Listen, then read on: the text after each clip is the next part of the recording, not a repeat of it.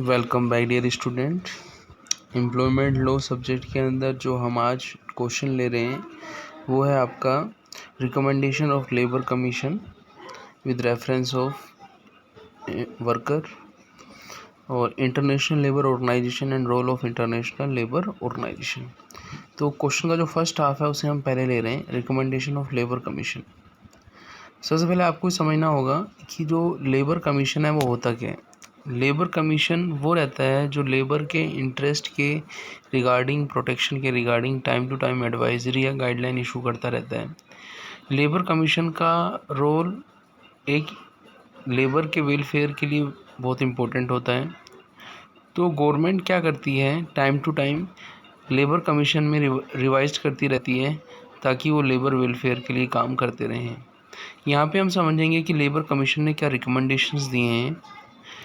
जैसे आप देखें, establish having a man power over a specified limit must provided for a canteen, की facility of canteen होनी चाहिए। Other refreshment facility exclusively based on gender is provided. जैसे हम देखें तो मेल फीमेल जो हैं उनके लिए सेपरेट वॉशरूम या अदर जो फैसिलिटी हैं वो होनी चाहिए। To rope up in a local bodies NGO in creation of amenities, कुछ एम्यूनिटीज़ जैसे कॉमन मार्केट वगैरह भी एस्टेब्लिश करने चाहिए लोकल बॉडीज़ की हेल्प से। Irrespective of number of woman worker a creche should be provided, कि यदि वुमन वर्कर काम करने आ रही है और उसका छोटा बच्चा है तो उसके लिए क्रेज की व्यवस्था भी होनी चाहिए। फिर है deletion of employer liability act. Recommend जो किया था कि जो आपका डिलीटेशन ऑफ एम्प्लॉय लायबिलिटी है उसको रिमूव करना चाहिए। ये भी आपका लेबर वेलफेयर या लेबर कमीशन ने ही किया था। कमीशन है suggest the recommendation on social security. Social security के रिगार्डिंग भी वेज की सीलिंग, एम्प्लॉयमेंट, वेज को बढ़ाना, इन सब चीज़ों के लिए क्या किया था, रिकमेंड किया था सोशल सिक्योरिटी के लिए, वो भी लेबर कमीशन ने ही किया था। The term workman may be replace by the term employee. Labour commission से पहले हम वर्कर जो वर्ड यूज़ करते थे वो रिप्लेस हुआ अब एम्प्लॉय के नेम से। अब जो आपका वर्कमैन कंपनसेशन फंड है उसको अब हमने एम्प्लॉय कंपनसेशन बोला है। अब फिर है define to meet any person employed in any employment specified in schedule second.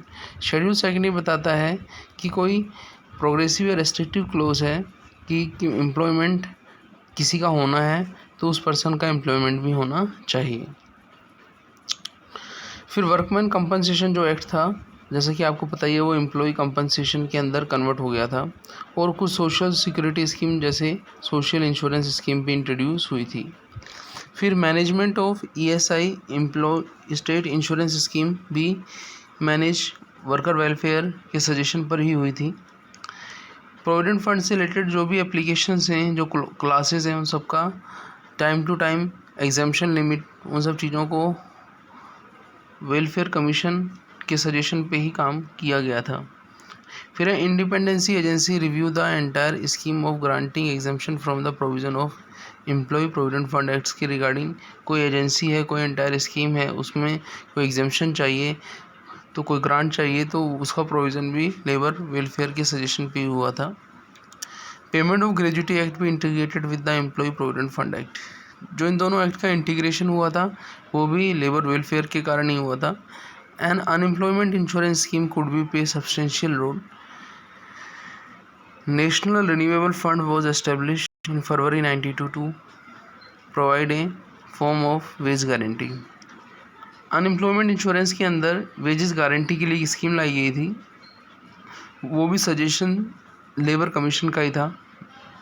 Payment of education allowance to all employees, कि जो एम्प्लॉय हैं उनके एजुकेशंस के लिए, इंश्योरेंस के लिए, रिस्क के रिगार्डिंग जो फेस करते हैं वो वर्क प्लेस पे, उसके लिए उन्हें अलाउंस भी मिलने चाहिए। National scheme for pension for physical handicapped, कि वो एम्प्लॉय जो फिजिकली चैलेंज है, फिजिकली हैंडीकैप्ड है, उनके लिए क्या आपकी पेंशन स्कीम भी होनी चाहिए। Permanent commission for discharge management भी इन्होंने सजेस्ट किया था। They recommend the constitution of high power national security authority भी रिकमेंड किया था। सोशल सिक्योरिटी में तो आपको पता ही है कि लेबर वेलफेयर का एक इम्पोर्टेंट रोल रहा है। जैसे आप देखें 3 काइंड ऑफ सोशल सिक्योरिटी यहाँ बताई गई हैं। Social insurance type of contribution, subsidiary insurance, social assistance. ये जो असिस्टेंस है ये पार्टली सोशली और पार्टली वॉलेंट्री ये स्कीम्स इंट्रोड्यूस की गई थी। कुछ अदर रिकमेंडेशन भी दी गई थी। वो क्या थी? वुमन और चाइल्ड लेबर पर, रिकमेंडेशन ऑन स्किल डेवलपमेंट पर, लेबर एडमिनिस्ट्रेशन पर, वर्कर पार्टिसिपेशन इन मैनेजमेंट पर, employee salary in current, review of wages and wage policy हमने पढ़ाई था। लेबर स्टैटिक्स एंड रिसर्च पे भी सजेशन किया था कि इस पर रिसर्च होनी चाहिए। अब हम बात करेंगे कि जो ट्रेड यूनियन जो थी उनके कुछ सजेशंस जो थे। जैसे कि आपको पता होना चाहिए कि जो ट्रेड यूनियन एक्ट है वो रजिस्ट्रेशन ट्रेड यूनियन एक्ट के अंदर 10% support of the work force है with the method of identification of parties consequences, और 66% रिकॉग्नाइज ट्रेड यूनियन है जिनके सजेशन ये हैं। ट्रेड डिस्प्यूट जो इंडस्ट्रियल डिस्प्यूट होते हैं उनका सेटलमेंट करना, उनका ग्रेवियंस करना, मशीनरी को सेटअप करना, डिस्प्यूट को विद इन 3 हायरिंग क्या करना, डिसोल्व करना, गवर्नमेंट का इंटरफेस जो है उसको कम करके इंडिपेंडेंट बनना, self contain code procedure use में लेना, स्ट्राइक और लॉकआउट पर रिव्यू करना, सर्विस मेंटेनेंस एक्ट में संशोधन करना, हायर और फायर पॉलिसी क्या रहेगी उसके बारे में सजेशन देना, सोशल एक्सेप्टेबिलिटी किसके लिए जो कॉन्ट्रैक्ट सिस्टम ऑफ अपॉइंटमेंट है उसके रिगार्डिंग, और managing to decide the working forces section 9 के अंदर बताया था। ये कॉन्ट्रैक्ट लेबर जो था रेगुलेशन एबोलिशन एक्ट जो था 1970 उसका भी सजेशन था, और no contract labour should be deployed core function area, ये भी इनका ही सजेशन था। लास्ट सजेशन क्या था? Recommendation along with 7 draft bill so that the concern ministry should not sit over the drafting exercise, कि इन सभी पॉइंट्स को जो कमीशन है वो क्या करेगा? रिकमेंड करेगा, और उसकी ड्यूटी किसकी रहेगी? वो मिनिस्ट्री की ड्यूटी रहेगी उसको एनफोर्स कराने की। ये हमने फर्स्ट पार्ट पढ़ा था जो था अपना सजेशन ऑफ आपका लेबर वेलफेयर के रिगार्डिंग जो कमीशंस बने थे उनके जो सजेशन थे। अब पार्ट 2 में हम पढ़ रहे हैं इंटरनेशनल लेबर ऑर्गेनाइजेशन का रोल क्या है। सबसे पहले आपको ये बताना चाहिए कि जो ILO है वो एक यूनाइटेड नेशन की एजेंसी है जो डील करती है लेबर प्रॉब्लम से related, labour standard, social protection और work opportunity for all type of labour. In 1969 the organisation received the Nobel peace prize. 1969 में ILO को नोबेल पीस प्राइज़ भी मिला था। ILO ने रजिस्टर्ड किया है complaint against entity that are violating the international rules. जो इन्होंने गाइडलाइन बना रखी हैं उनको जो फॉलो नहीं करते उनके रिगार्डिंग इंटरनेशनल लेवल पर जो रूल्स बनाए हैं उनको इनसे फॉलो कराना। तो यदि वो नहीं फॉलो करते तो ILO ने रजिस्टर्ड की है कंप्लेन ऐसे कंट्रीज़ के अगेंस्ट।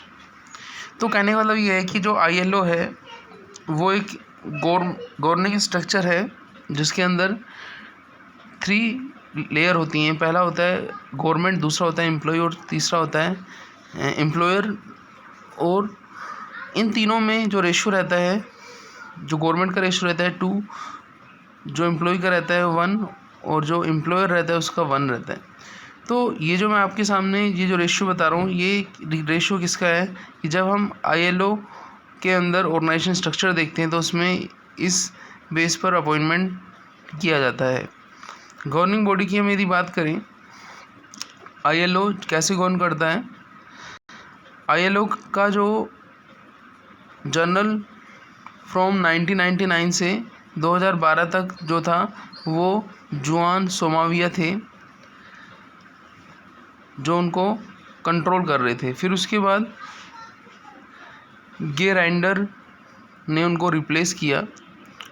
इस गवर्निंग बॉडी में टोटल 28 रिप्रेजेंटेटिव हैं, और ये जो रिप्रेजेंटेटिव हैं इनका रोटेशन होता रहता है आफ्टर एवरी 3 ईयर्स। ILO क्या करता है, एवरी ईयर जिनेवा में इंटरनेशनल लेबर कॉन्फ्रेंस रखता है जिसमें सबको आना होता है और अपने सजेशन और अपनी प्रॉब्लम बतानी होती हैं जो लेबर के रिगार्डिंग हैं। अब ये जो कंट्री रहती हैं, इनके जो मेंबर रहते हैं फॉर रिप्रेजेंटेटिव कॉन्फ्रेंस में जो आते हैं, 2 तो गवर्नमेंट डेलीगेट से आते हैं और एक एम्प्लॉय से आता है और एक वर्कर के या एम्प्लॉय के थ्रू आता है, क्योंकि इसमें सबकी बातों को सुना जाता है, ध्यान में रखा जाता है, फिर आगे का जो है आपका ड्राफ्ट तैयार किया जाता है। जो वर्कर डेलीगेट होते हैं वो वोटिंग भी करते हैं, एम्प्लॉय डेलीगेट और गवर्नमेंट डेलीगेट भी वोटिंग करते हैं। उस वोटिंग के बेस पर हम क्या करते हैं, वो जो प्रपोज़ल है उसको एक्सेप्ट या रेक्टिफाइड किया जाता है। अब हम बात करें कि ILO जो है उसके जो मेंबर हैं उनका ऑब्लिगेशन है किसके against, toward the work regarding welfare social security of the employee. Membership की बात करें तो ILO के जो मेंबर 2016 में थे वो 187 थे और मेंबर्स के बेसिस पर ILO जो है UN की यूनाइटेड नेशन स्टेट्स की जो मेंबरशिप है उसमें 193 number of member at present हैं। और एट प्रेजेंट जो आपके ये जो मेंबर हैं ये डेवलपमेंट पर, वर्कर के डेवलपमेंट पर, सोशल जस्टिस पर, उनके लिविंग स्टैंडर्ड को इम्प्रूव करने पर ये रिसर्च एंड डेवलपमेंट कर रहे हैं। और इनका जो पर्पस है वो वही है कि जो वर्कर्स हैं वो क्या रहें, ऑर्गेनाइजेशन के साथ जुड़े रहें और अपनी प्रॉब्लम्स को सामने रखें और उन प्रॉब्लम्स और डिस्प्यूट का टाइमली क्या हो, सॉल्यूशन भी हो। जो रिकमेंड्स किया है, 3 टास्क रिकमेंड किए हैं ILO ने। First of which is the adoption of international labour standard. International labour standard को यहाँ इन्होंने कन्वेंशन और रिकमेंडेशंस बोला है। जो मेंबर्स कंट्री हैं वो अपने कंट्री के अंदर क्या करते हैं, इन्हें इम्प्लीमेंट कराते हैं। फिर कन्वेंशन एंड रिकमेंडेशन में गाइडलाइन ऑन चाइल्ड लेबर दिया है, प्रोटेक्शन ऑफ वुमेन वर्कर दिया है, वर्किंग आवर्स के बारे में बताया है, रेस्ट या हॉलीडेज या ट्रेनिंग या सोशल सिक्योरिटी, हेल्थ या सेफ्टी, इन सब चीज़ों के बारे में यहाँ पे डिस्कस किया है। कहने का मतलब ये है कुल मिला के कि जो ILO का ऑब्जेक्ट है वो क्या है कि ह्यूमन के जो बेसिक राइट्स हैं वो उसको मिलने चाहिए। उनको बेसिक राइट यदि उनको नहीं मिलेंगे तो उस ऑर्गेनाइजेशन के अगेंस्ट क्या की जाएगी, उनके मेंबर्स को ILO की मेंबरशिप में से बाहर कर दिया जाएगा। जो ILO है उसने लॉन्च किया था वर्ल्ड एम्प्लॉयमेंट प्रोग्राम, जिसका पर्पस क्या था, providing employment and training opportunities, वहाँ प्रोवाइड कराना जहाँ पे इसकी कमी है। तो ये जो वर्ल्ड एम्प्लॉयमेंट प्रोग्राम था ये यूनाइटेड नेशन का सेकंड डेवलपमेंट डिकेड का ये प्रोग्राम था, जिसमें लगभग 900 ILO एक्सपर्ट थे और 300 टेक्निकल कोऑपरेट प्रोजेक्ट्स थे ओवर 100 कंट्रीज़। तो ILO का बहुत इम्पोर्टेंट रोल है लेबर के वेलफेयर में। वो टाइम टू टाइम रिकमेंड करता है, सजेस्ट करता है कि लेबर के रिगार्डिंग मेंबर्स कंट्रीज़ को क्या क्या एफर्ट करने चाहिए। तो ILO एक गवर्निंग बॉडी जो है वो इंटरनेशनल लेबर पर लेबर के कंट्रोल के लिए रिस्पॉन्सिबल है। थैंक्स।